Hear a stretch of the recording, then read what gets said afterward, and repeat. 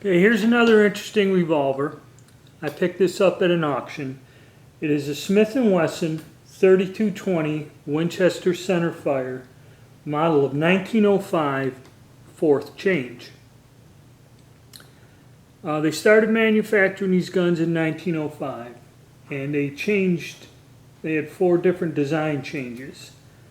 That range, if you look up in a book, from 1909 and then to 1915 or whatever. This gun here was probably, the 4th change was manufactured from 1915 to 1940. From the serial numbers and the markings, this gun was probably made in the very early 1920s. How I know that is when you look on the barrel here where it says Winchester 3220 centerfire cartridge.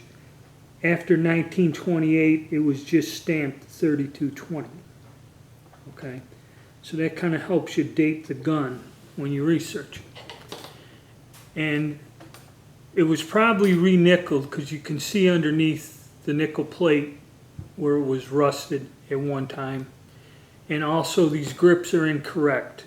They should be wooden grips that are of different style. These are more of a modern style that fit on this frame, which I believe this is the same frame as our other 1905 Hand Ejector in 30 caliber.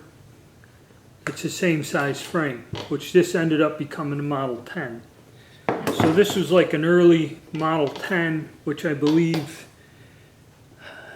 is a K-frame. So K-frame grips fit on there. And what it is, 6-inch barrel, your standard Smith & Wesson revolver. Like I said, the Model 1905 ended up becoming the Model 10 after World War II and was probably the most popular style revolver in .38 Special used by police departments and that all over the United States. And it's your basic 6-shot swing-out revolver, the Hand Ejector. It has the older style setup without a rib or lug underneath. The older style pencil barrel with the fixed front sight. I kind of like these guns. They're neat. They fit in the hand well.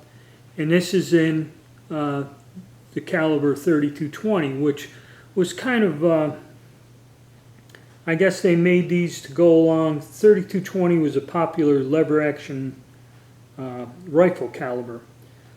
So they kind of made these, got a gun, a revolver to go along with your rifle kind of deal.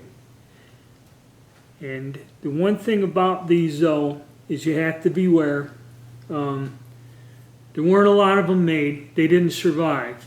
The barrel, the inside of the bore here is not pitted, maybe just lightly, but it looks like it's kind of worn. The rifling isn't real sharp, but it's a good barrel. I hope it shoots well. The overall condition of the gun is pretty good. Like I said, re-nickeled. It's not perfect, because if you had one of these in pristine condition, up there to 80% in that, they're worth well over $1,500. But generally when you find these guns, the old corrosive ammo or somebody shot black powder ammo in them, you see a lot of them in pretty rugged shape and the bores are pretty bad. And like I said, this one's been refinished, so that kind of diminishes the value, but it's still a nice looking piece in reasonable condition.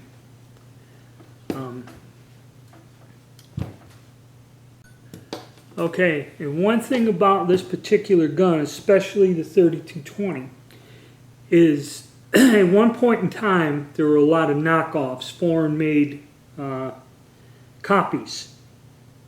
And I know a gentleman, he showed me his, said it's a Smith & Wesson in 3220, and I guess they were made in Spain. So Spain produced all these knockoffs of this gun.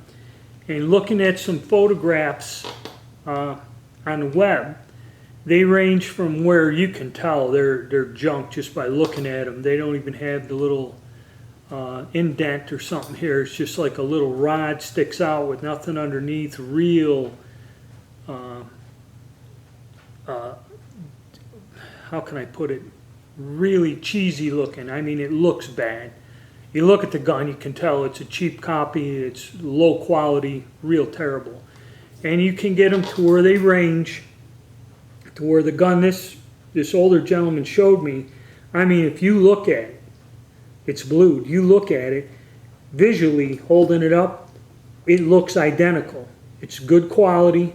I mean, it's you know, right down to everything's identical until you get to where you're looking at the lock work and you notice there's a couple extra screws and that it's not the same gun. I mean, you know, you hold it up like this in your hand, it looks the same, but it's not. And here's how you tell. Okay, the first thing is, and it's like I said, these guns can get quite expensive. So you should know what you're looking for. First of all, the knockoffs will not have the Smith & Wesson crest here. On the other gentleman's gun, where it says Smith & Wesson here on the barrel, it says 3220 Winchester centerfire cartridge. Okay, which is the opposite side. A real Smith is marked on this side. Missing, which is on every genuine Smith & Wesson, is this patent dates and that. Up here on the top of the barrel. All the Smiths have this. That is not present on the copy either. This 2 lines of the patent dates and all the other stuff. Also, where the Smith is marked on this side of the barrel with the caliber, there's nothing there. And when you look at it, there's like an extra screw or something down in here or somewhere. So the internal mechanism, some guy had a picture where he took the side plates, the grips and the side plates off. If you look at the lock work on this pistol, and if you look at the lock work on a Spanish pistol, it is visibly different. I didn't study it in detail, but you can tell the difference. It's not the same thing.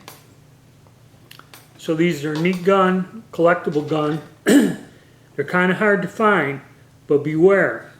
Okay, there's a lot of them out there that are foreign copies. They're not Smith & Wesson pistols and will not have the same value. Okay, so that's something you got to kind of be aware of. I didn't realize that. I guess that's the same with all of them, but it's just I was really interested in getting a handgun in this caliber, and I found that out along the way, which I didn't know. That there are a bunch of Spanish knockoffs, that some of them are real good and almost look identical to this gun. Other than, you know, you'd have to look real hard, so be careful. And again, I'll do videos on reloading 3220 for this. It's kind of not that common of a cartridge. And see how this gun performs. Now I do have my other Hand Ejector 32 long here to compare it. It's my 1905, this is the 32 long cartridge. And if you notice, the guns are substantially, this is a much smaller gun. Now this pistol also, to turn of the century in that, a lot of police departments use this. 32 long was a standard police revolver for many years. Colt made a version of this, you know, a double action 6-shot revolver about the same size. I don't know what the Colt model is, but I have the Smith. And as you can see, side by side, it's a substantially different handgun. Basically, it's 38 frame in a more powerful caliber. But this is a nice shooting gun also, the other little Smith. So we got this larger one in a much more powerful caliber. And so just stay tuned and we'll get around to taking it out and shooting it sooner or later.